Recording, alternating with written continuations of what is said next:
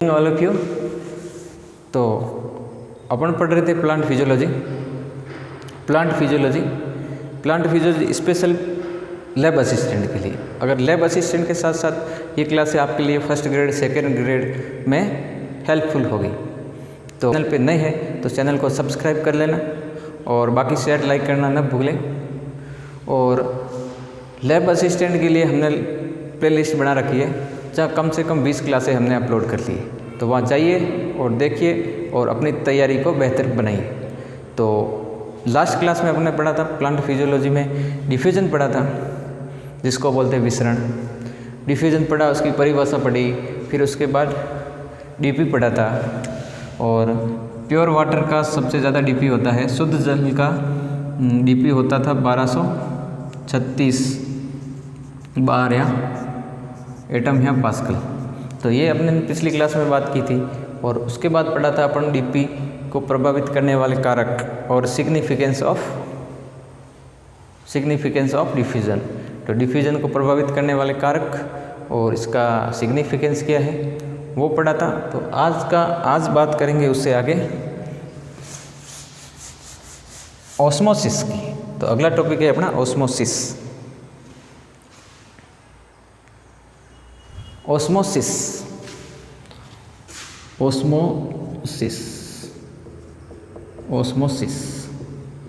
जिसको बोलते हो प्रासरण। क्या बोलते हैं? प्रासरण।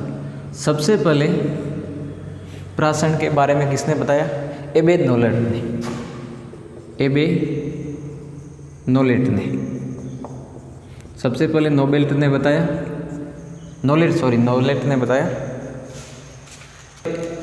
बताया और इसकी डिटेल से स्टडी करी थी। 2 वैज्ञानिक थे, एक तो था ट्रोबे व ड्यूटेरोसेट। इन्होंने इसकी डिटेल से स्टडी करी। डिटेल्स को बोले तो विस्तृत अध्ययन किसने किया? ट्रोबे और ड्यूटेरोसेट ने। अब ऑस्मोसिस क्या होता है? अब थोड़ा सा अंतर है। जैसे विसरण पढ़ा था उसकी परिभाषा में और इसकी परिभाषा में। तो परिभाषा लिखिए।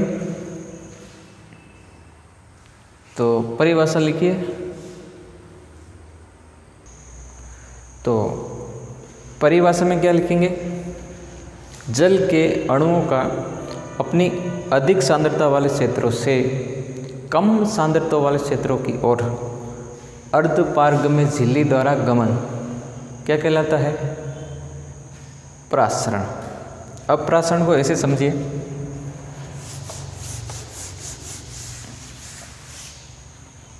और प्रासरण क्या कहलाता है? प्रासरण की फिक्स डायरेक्शन होती है। एक फिक्स डायरेक्शन में प्रासरण होगा और प्रासरण एक सरल विसरण अर्धपारगम्य झिल्ली द्वारा होने वाली प्रोसेस है।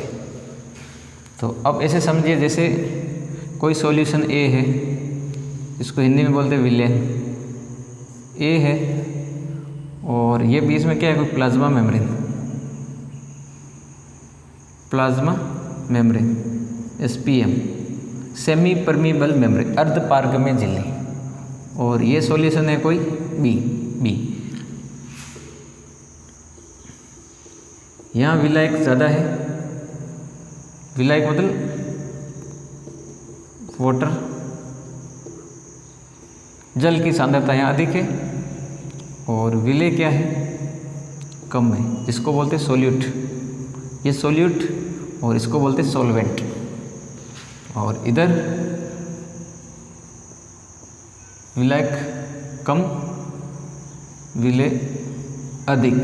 तो कंसेप्ट क्या है? अब जल के अणु अधिक यहाँ है ना, विलायक यहाँ ज़्यादा है, यहाँ जल के अणु ज़्यादा है। तो अब अधिक से कम की ओर इस साइड क्या करेंगे? मूवमेंट करेंगे, गति करेंगे। H2O मतलब जल गति करेगा। तो ये बीच में अर्धपारगम्य झिल्ली है। तो जल के अणु अधिक सांद्रता वाले क्षेत्र से कम सांद्रता वाले क्षेत्र की ओर अर्धपारगम्य झिल्ली द्वारा क्या करते हैं? गमन। तो उसको क्या बोलते हैं? प्रासरण। अब प्रासरण एक फिक्स डायरेक्शन में होता है।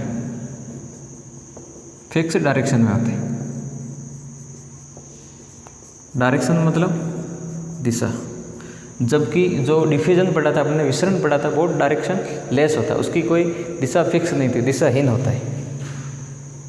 और ये कैसा होता है? सरल विसरण विधि द्वारा होता है, सरल विसरण विधि द्वारा अर्धपार्ग में झिल्ली द्वारा होता है। ये इसमें झिल्ली, ये दो सॉल्यूशन ए और बी।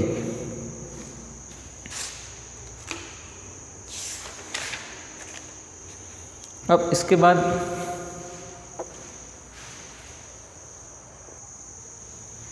अब ये तो था विसरण, इसकी परिभाषा अधिक सांद्रता से कम सांद्रता की ओर अर्धपार्ग में झिल्ली द्वारा होता है। सबसे पहले नोलेट ने इसके बारे में बताया और विस्तृत डिटेल से स्टडी करी, ट्रोबे डिटरसेट ने और परिभाषा। अब दो टाइप का होता है प्राशन। अब उसके टाइप समझने से पहले सॉल्यूशन, दो टाइप के सॉल्यूशन होते हैं। एक होता है हाइपोटोनिक सॉल्यूशन और दूसरा है हाइपरटोनिक सॉल्यूशन। अब हाइपो को हिंदी में बोलते हैं अल्प प्रासरी विलयन और इसको बोलते हैं अति प्रासरी विलयन। अब ध्यान से समझिए, हाइपो का मतलब क्या होता है? हाइपोटोनिक सॉल्यूशन और हाइपरटोनिक। अब हाइपो का मतलब होता है इसमें विलायक।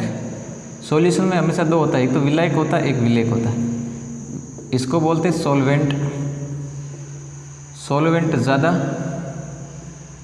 और सॉल्यूट विलेय क्या हो? कम।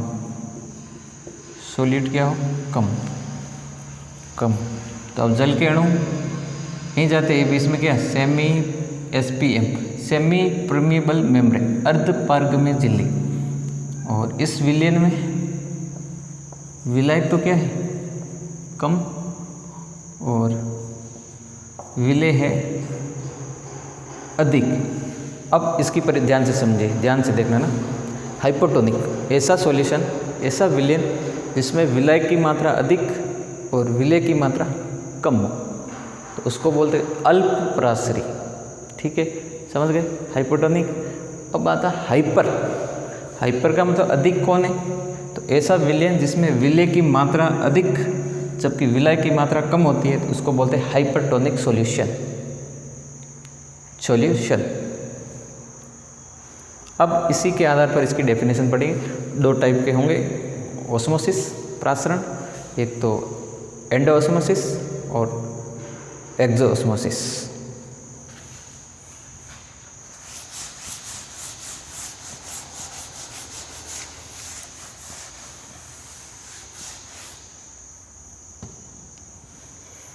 टाइप्स किसके? टाइप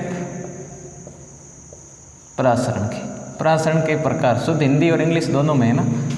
प्रासरण के प्रकार, प्रासरण दो प्रकार का होता है,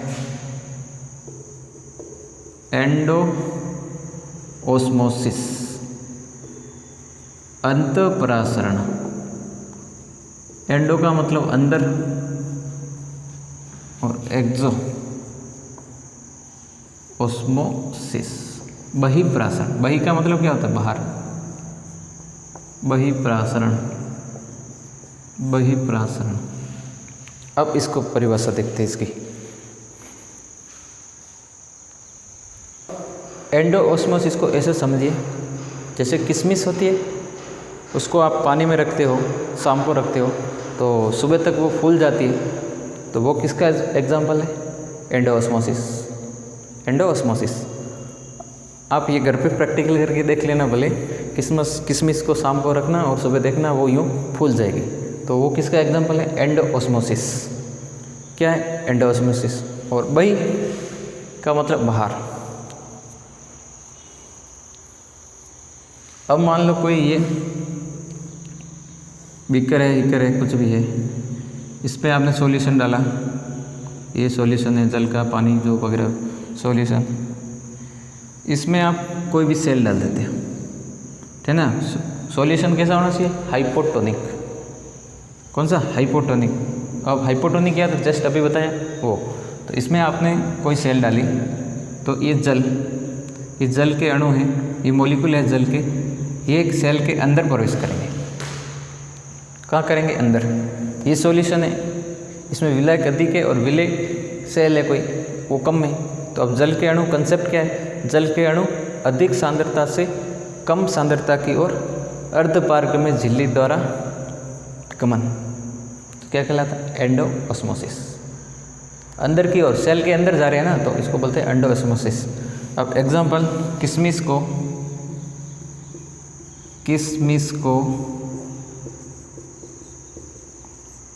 हाइपोटोनिक सॉल्यूशन में रखने पर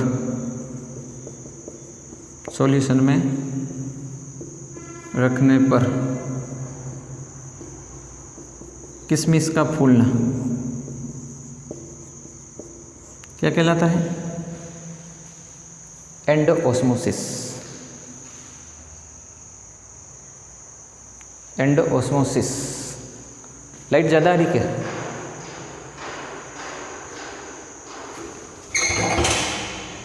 क्या कहलाता है? एंडोऑस्मोसिस। किशमिश को हाइपोटोनिक सॉल्यूशन में रखने पर किशमिश का फूलना क्या कहलाता है? एंडोऑस्मोसिस। अब दूसरा है एक्सो। एक्सो का मतलब क्या होता है? अब कोई भी सेल है जिसको आप कौन से सॉल्यूशन में रखोगे? हाइपरटोनिक सॉल्यूशन में रखोगे। हाइपर का मतलब विलायक ज़्यादा है, सॉरी विलायक कम में विलेय ज़्यादा है, उसको बोलते हैं हाइपरटोनिक सॉल्यूशन। हाइपर सॉल्यूशन, तो ये लो, ये हाइपरटोनिक सॉल्यूशन लिया, इसमें कोई सेल थी, तो इसमें जल के अणु सेल से बाहर निकलेंगे, क्या होंगे? बाहर निकल जाएंगे, तो इसको बोलेंगे हाइपरटोनिक। जैसे अंगूर को सुक्रोज के सॉल्यूशन में रखने पर, उसको जैसे अंगूर को सुक्रोज के सॉल्यूशन में रखने पर अंगूर का पिसक जाना, तो क्या किसका एग्जाम्पल है? एक्सोऑस्मोसिस। अब इसमें दो डेफिनेशन है और तुम कंफ्यूजन होते हैं हाइपोटोनिक और हाइपरटोनिक, तो इसको अच्छे से देखना। हाइपो का मतलब होता है कम। कम कौन है? विलेय। अधिक कौन है? विलायक। हाइपर मतलब विलेय अधिक, विलायक कम।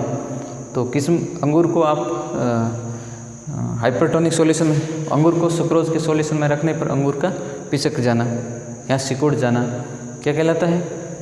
बहिःप्रासरण। अब बहि का मतलब बाहर, जल के अणु बाहर की ओर आएंगे कि कंसेप्ट क्या है? अधिक से कम की ओर, तो अधिक इसके अंदर है, बाहर कम है, तो ये अधिक से कम की ओर बाहर आएंगे, तो इसका नाम पड़ गया बहिःप्रासरण या एक्सोऑस्मोसिस।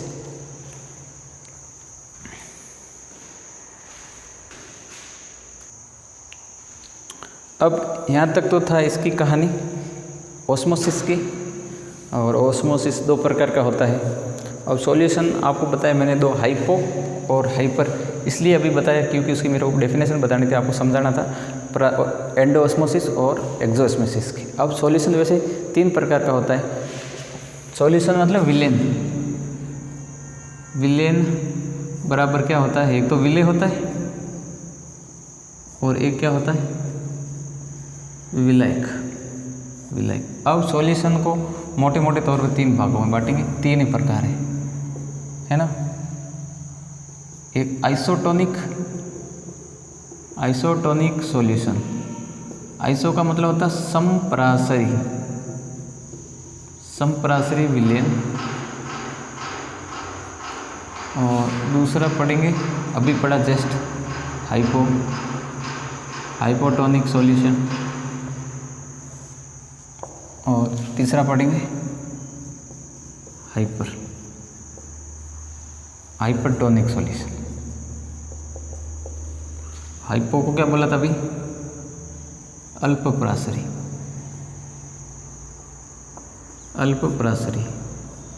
और इसको क्या बोलोगे? अति का मतलब ज़्यादा कौन है? विलेय ज़्यादा है। आइसोटोनिक को देखिए, आइसोटोनिक में क्या होता है कि कोशिका रस की सांद्रता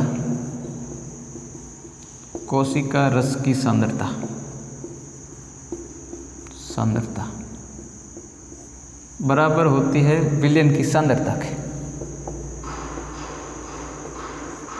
विलयन की सांद्रता दोनों क्या होती है? बराबर। तो इसको बोलेंगे समप्रासरी। सम का मतलब समान, दोनों बराबर। अब कोशिका रस की सांद्रता विलयन की सांद्रता बराबर है, तो क्या बोलोगे? समप्रासरी या आइसोटोनिक सॉल्यूशन। इंग्लिश को इसको बोलते हैं cell shape, concentrate of cell shape, और बराबर विलेन की सांद्रता होता है तो हिंदी ये। और दूसरा क्या है, अल्प परासरी।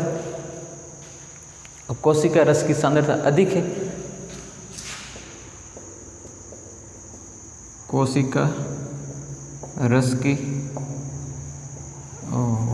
की सांद्रता कंसंट्रेट अधिक है किससे, विलेन की सांद्रता से, विलेन की सांद्रता से। तो इसको बोलेंगे हाइपोटोनिक। अब हाइपरटोनिक में क्या है, कोशिका रस की सांद्रता कम है, किससे कम है, विलेन की सांद्रता से। उल्टा कर दो इसका जस्ट, कोशिका रस की सांद्रता ये लो किससे, विलेन की सांद्रता। तो ये तीनों टाइप के सॉल्यूशन है।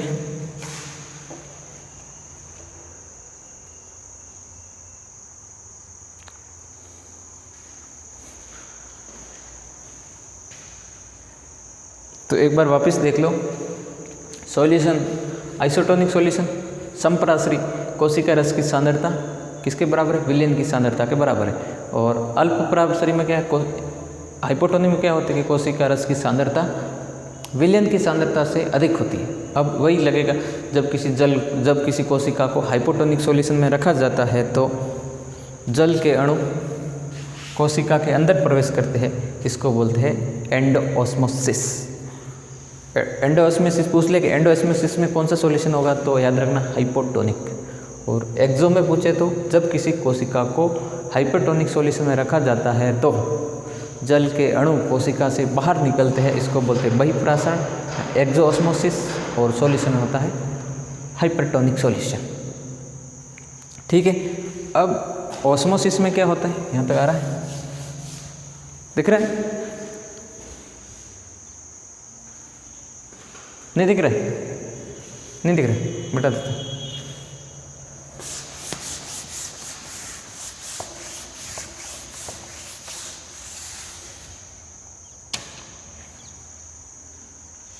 अब देखिए परिभाषा पढ़ ली, इस दो प्रकार पढ़ लिए, अब कौन से सॉल्यूशन है वो पढ़ दिए। अब अगला इसमें पढ़ते हैं ऑस्मोटिक प्रेशर।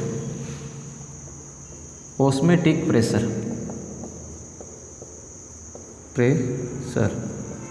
इसको बोलते हैं परासरण दाब। परासरण दाब, अपरासरण दाब क्या परिभाषा है, वही परिभाषा है जो विले की थी। जो विसरण दाब की परिभाषा थी वैसी की वैसी सेम परिभाषा है। विसरण क्या होता है कि विले के द्वारा, कोई भी विले है, विले के द्वारा एसपीएम, जैसे ये एसपीएम है, एसपीएम क्या होता है, अर्धपारगम्य झिल्ली, हिंदी में लिख देता हूँ, अर्धपारगम्य झिल्ली। अब कुछ स्टूडेंट को ये भी नहीं पता कि अर्धपारगम्य झिल्ली क्या होती है, सेमी परमीबल मेम्ब्रेन क्या होती है। तो अगला टॉपिक आएगा पारगम्यता का, तब बता देंगे अर्धपारगम्य का मतलब क्या होता है। तो इधर देखिए, विले द्वारा, ये विले है, ये एसपीएम अर्धपारगम्य झिल्ली पर एक दाब डालता है। क्यों डालता है, जिसके कारण जल के अणु सेल के अंदर प्रवेश ना करें, तो उसको बोलते हैं ओपी। शॉर्ट में इसको अपन बोलते हैं ओपी। क्या बोलते हैं, ओपी। परिभाषा लिखो, विले के द्वारा एसपीएम पर डाला गया वह दाब जो जल के प्रवेश को रोकता है, उसको क्या बोलते हैं, जल के प्रवेश को रोकता है, उसको बोलते हैं प्रासरण दाब। अब प्रासरण दाब शॉर्ट में बोलते हैं ओपी। ये ओपी हमेशा कम से अधिक की ओर गति करता है। ओपी हमेशा उल्टा ध्यान रखना ना, यहाँ कन्फ्यूज मत होना। ओपी पूछे तो कम से अधिक की ओर प्रासरण पूछे तो अधिक से कम की ओर, विसरण पूछे तो भी अधिक से कम की ओर। तो OP हमेशा कम से अधिक की ओर गति करेगा। अब सर्वाधिक रूट में OP का मान क्या होता है? अधिक, सॉरी रूट में OP का मान कम, रूट के बाद लीफ में क्या होता है? लीफ में OP अधिक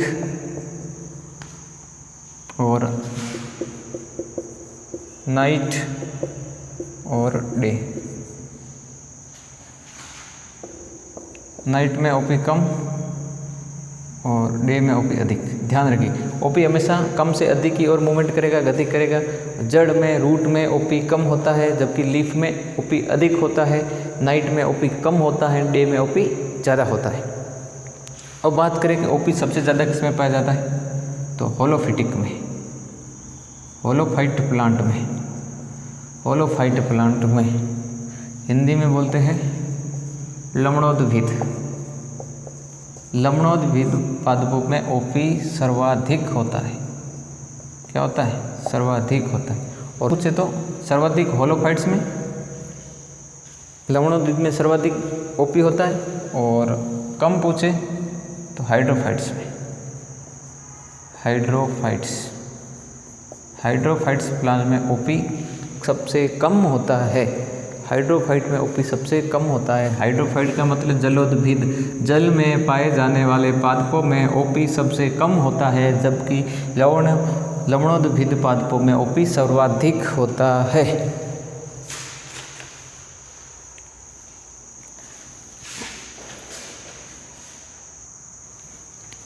अब आज बस इतना ही।